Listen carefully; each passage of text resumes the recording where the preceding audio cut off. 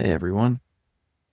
So I was browsing Twitter earlier today when I came across this post about comparing Rust and Go and their benchmarks around the Fibonacci sequence. I thought that this was an interesting post because, well, first of all, it's rage bait. The fellow here says, "Why is Rust so slow?" And then he posts the code, which is pretty much the same code between Rust and Go here. Fibonacci sequence, the recursive solution, which is obviously a bit slower than the iterative solution. And you'll see at this point there's a community note on it. But I thought it'd be pretty fun to go through the exercise and try out the benchmarks myself. So here we have a Rust program that is going to compute the Fibonacci sequence with the iterative solution as well as the recursive solution. So let's just take a look at that. This function is the same one that we saw in that tweet. It computes the Fibonacci sequence, has this base case check if the number is the first or the second in the sequence, and then if not, it'll recursively run the same thing on each number in the sequence, adding them up. The iterative solution is a lot faster because it doesn't have to deal with the call stack. It just sets a couple variables and then resets them on each iteration of the loop. The benchmarks look like this. I've got them implemented as Rust tests. So here we got it testing the recursive call. We'll take the number of 30 and then start a timer, compute the Fibonacci sequence, and then get the time that's elapsed since this line had run.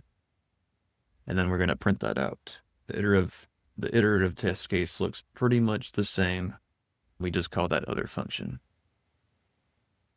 Down here, we have comparisons using different positions of the Fibonacci sequence. So this one looks at how long does it take to compute the first 10, then first 20, and so on, all the way up to 40. So to run this, I'm going to go to my terminal, and I'm going to go cargo test, and then I'm going to take off release mode. We'll go over that in a second, what that is. So this is going to run through and it's going to print out the benchmarks that we just got. So just taking a quick look at this, let's see this. The iterative solution, the recursive one let's just look at n equals 40 in this case. So the recursive solution took 1.89 seconds, which is kind of slow. The iterative solution took almost no time at all with 1.306 microseconds. The speed up being, I can't even tell you how many times that is. Over 1 million. It's pretty good. Anyways, recursion is pretty slow. Let's run the same thing in Go. And just to show the code first of all, it is pretty much the same code. We check the base case and then we compute the Fibonacci recursive by recalling this function as we have different values of n. Then we have the iterative solution, which is a little bit more concise compared to the Rust version. Maybe I could have cleaned that up a little bit, but in this case, they're functionally pretty much the same thing. And then we have the benchmark functions, which compute the 10, 20, all the way up to 40 for the test values. So let's see what that looks like. In this case, I'm actually just going to go run.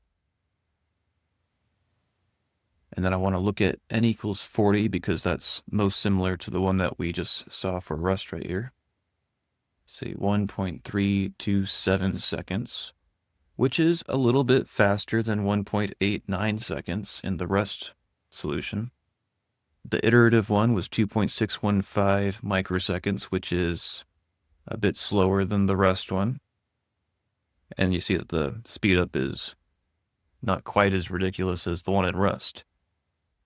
Okay, but does this mean that this tweet here has a point?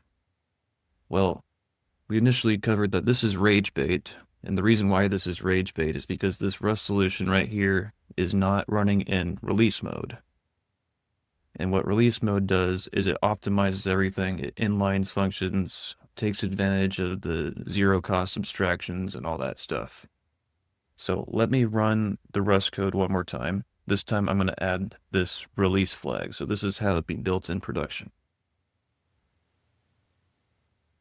So now when we look at n equals 40, the recursive solution is 430 milliseconds, which is more than twice as fast as it was before the optimization. And the iterative solution is 136 nanoseconds. Nanoseconds are even smaller than microseconds, so this is quite quick.